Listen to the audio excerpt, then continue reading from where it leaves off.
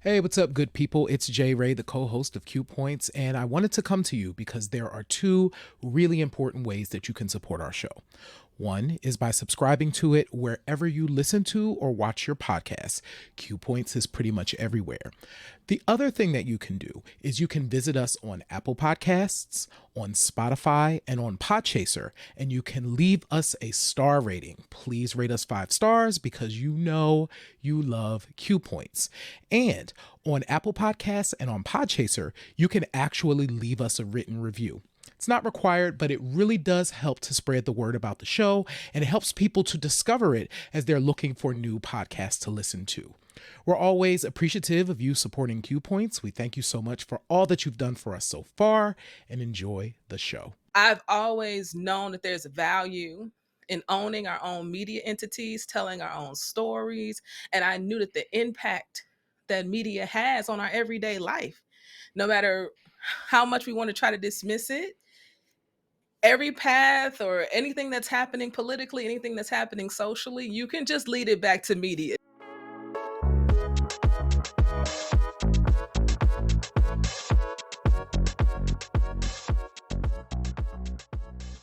Should I go ahead and do this intro? Please. All right, let's do it. So Anna DeShawn. Anna, pronouns anything respectful, is a multi-award winning podcaster, an Ambie award winning podcast producer and host. She is also a Chicago-born social entrepreneur who builds streaming platforms which center and celebrate BIPOC and QTPOC creatives. Media has always been her passion, and in 2009, she turned that passion into a reality when she founded E3 Radio, an online radio station playing queer music and reporting on queer news with an intersectional lens. Most recently, she co-founded the Qube, a podcast production company and curated platform to discover the best music and podcasts by BIPOC and QTPOC creatives. Anna is an award-winning podcaster determined to ride media into its next era by utilizing digital media streams to tell the stories and play the music that deserves to be heard. Ladies and gentlemen, please welcome to Q Points, the one, the only, Anna DeShawn. You know what? If I knew you was gonna read the whole thing, you know how much I would have gave you? I would have gave you one sentence. That's it. Listen, friends, we gotta friends burn of the Q whole points. Period. thing. That's it. Good grief. I Well, we love love y'all. that What's too. happening? How are you today? Oh man, I made it. Okay. I Mhm. made it. I I know that's made it. right. I decided not to crawl up in my bed or on my couch today in a ball and not do nothing. I worked today and I'm grateful to be here with y'all tonight. Hey, I love y'all. You already know. So this Listen, is I feel you wonderful. on that. But naps, I'm part of the nap ministry, so hey, I Yeah. subscribe. I Right. subscribe. Yeah. Let me tell you, this was gonna be way more than a nap. Oh, one of those. I Oh listen. I yes. get you. Yes, I child. But this got is you. a blessing. It's so good to be here. Jay Ray. What's up?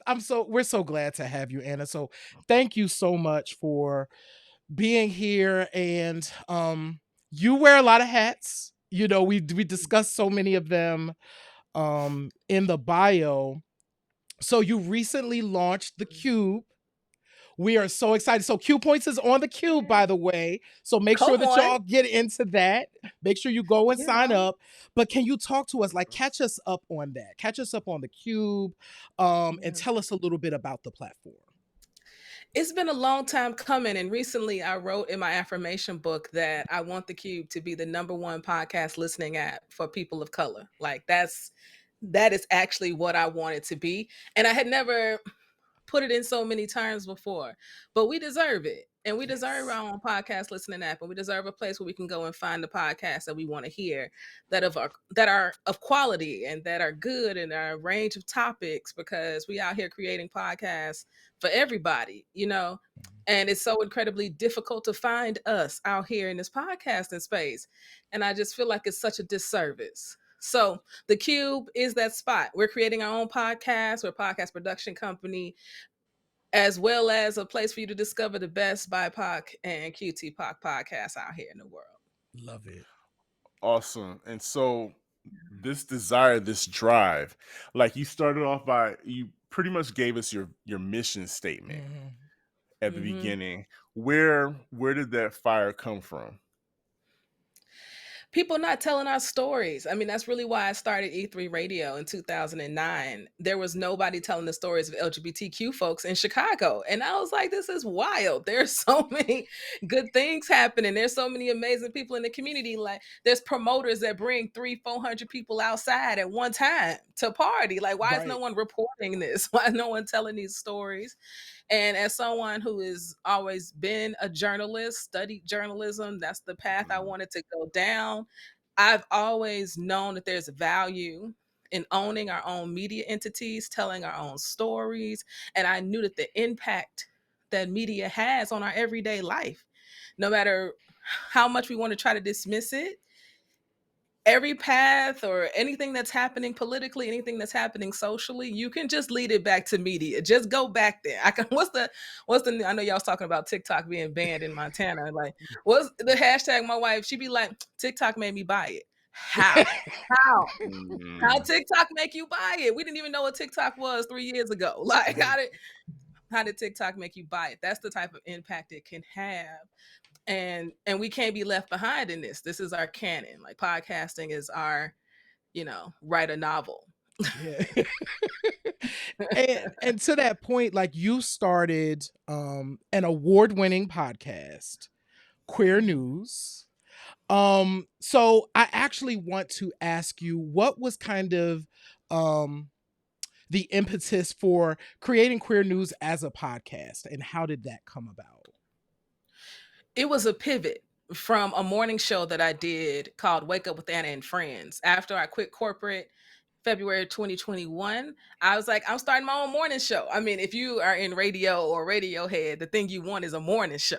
That is the most. That's where the money is. You know what I mean? It's in the morning. It's people driving to work. Well, at least they used to. Right. So that's what I did. I was doing a daily morning show, and I would have guests on and interviews. It would play queer music the whole time.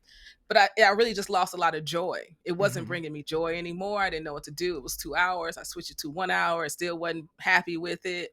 And I'm like, I ain't quit corporate to be unhappy. Like, this is bizarre. So, like, what am I doing? And then I ended up going to Podfest, and then I went to Afros and Audio virtually. And I was like, the part I love about Wake Up with Anna Friends is the queer news portion. That was the most unique piece of what I was doing in the mornings.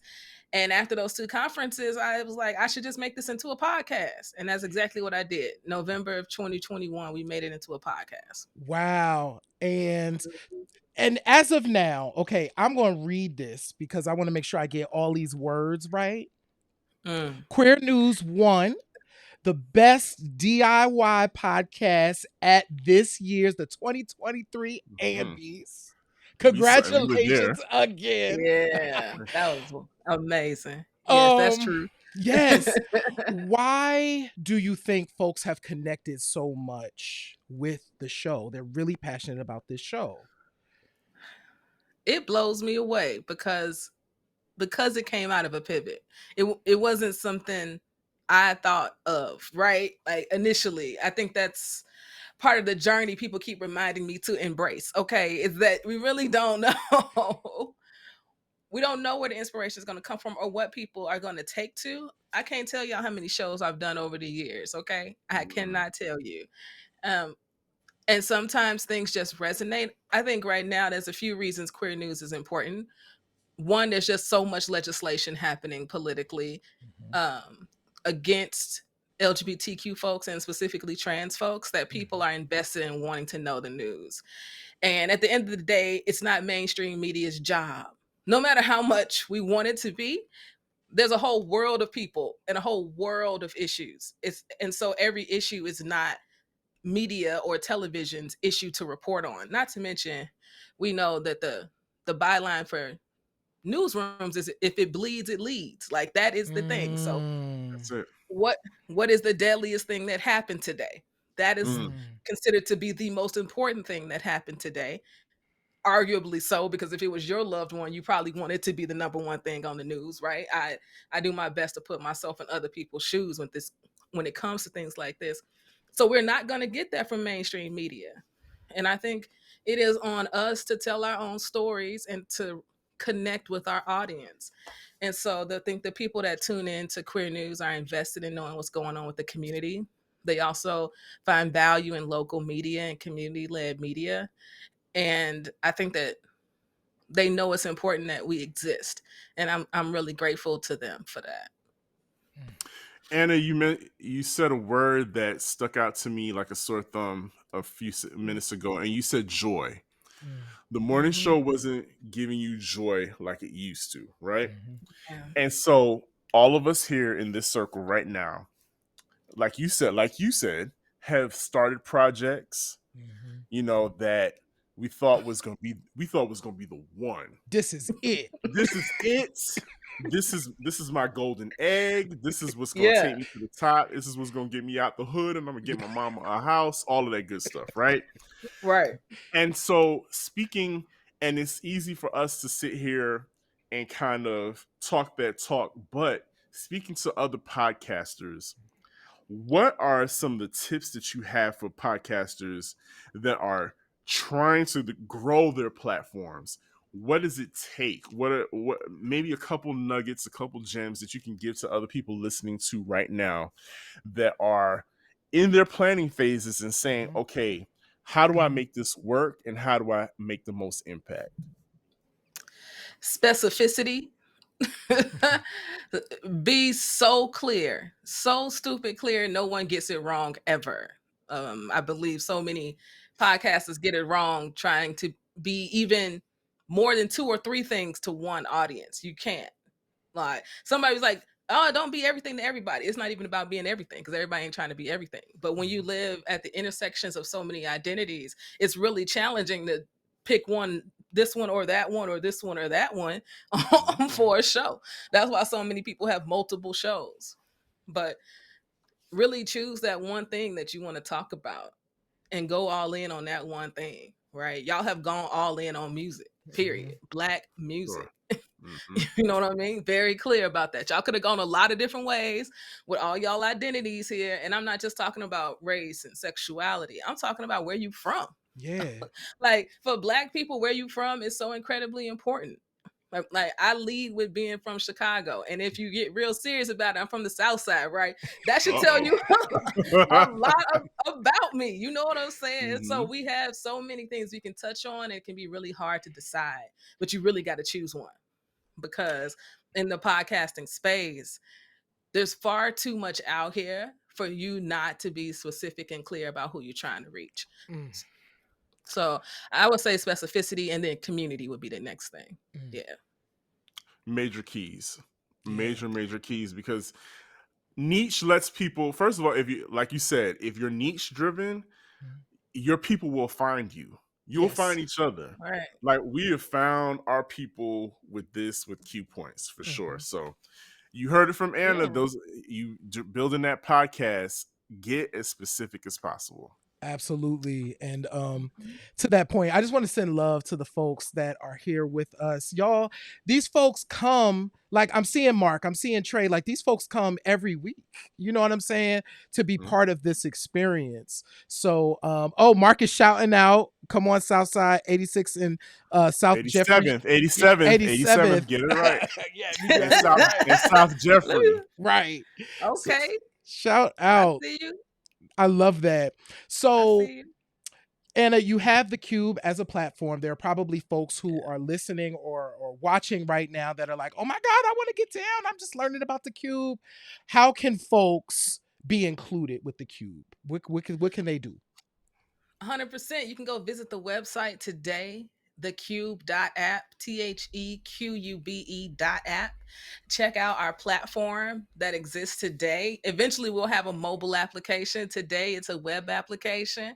I'm excited about that. You have an opportunity to discover about 90 different podcasts by Black and brown creators, queer creators of color here in the platform. Like, literally, you can listen on the Qube. Like, this is the deal. This is what we're doing. And so if you're not a podcaster, become a user of the platform and listen to your favorite podcast inside the Qube. If you are a podcaster, submit your podcast. Join the Qube. It's free. I'm not asking nobody for no fees. This isn't that type of deal. We just need to prove and show that we care enough to create an account, that we care enough to listen, right? We'll worry about all the other stuff later. I am playing the long game here. When you talk about having a number one podcast listening app, I mean, we're talking about Apple and Spotify too, okay? Mm-hmm. So I'm talking about us though. And us takes time. It's going to take word of mouth. It's going to take us continuing to listen to our people and what we're building and what they want, and learning all at the same time, and also figuring out how we make money. You know what I mean?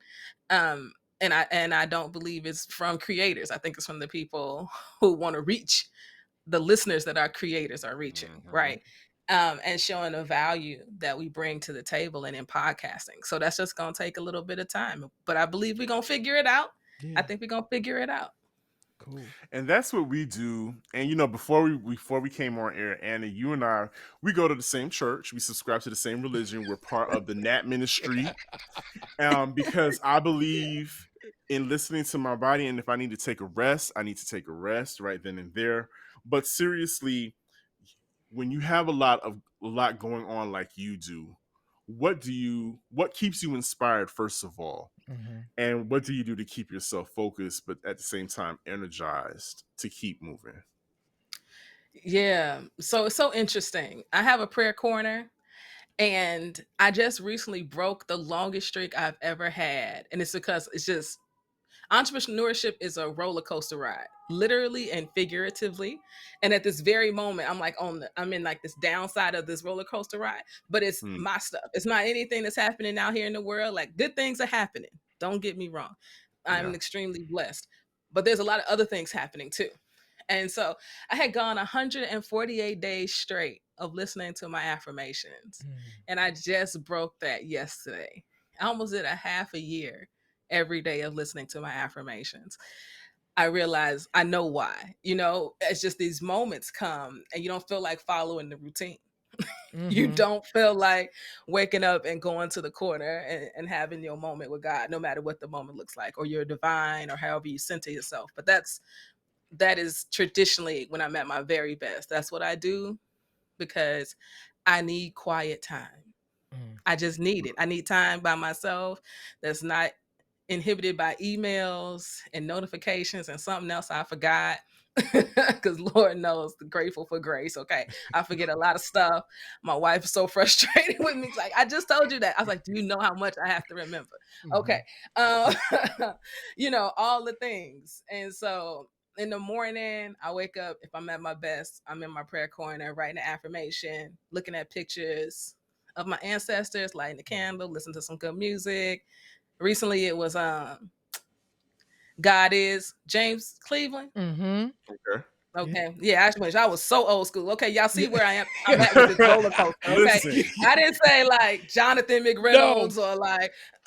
You went to that deep place. Yeah, I went to the organ. Okay, and like full out choir, 100-person piece choir. Like, yeah, that's where I've been.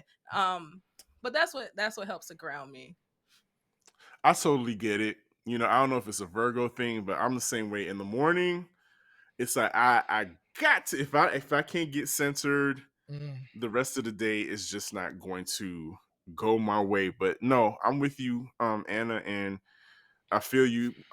Like I was telling J-Red at the beginning, we're at the end of Mercury retrograde, or whatever we're in right now. That's finishing up. So a lot of great things are happening. First of all, we get to talk to you. That's one. But then next, after this quick break, we are going to talk about like this renaissance that queer, especially queer Black women, Mhm. are having in music right now. There's a moment going on. People are getting shaken because of breasts being exposed and Yes. everything. So we got to talk about it right here on Q Points Podcast, because that's what we do, dropping the needle on Black music history. You keep listening, and we'll be right back after this quick break.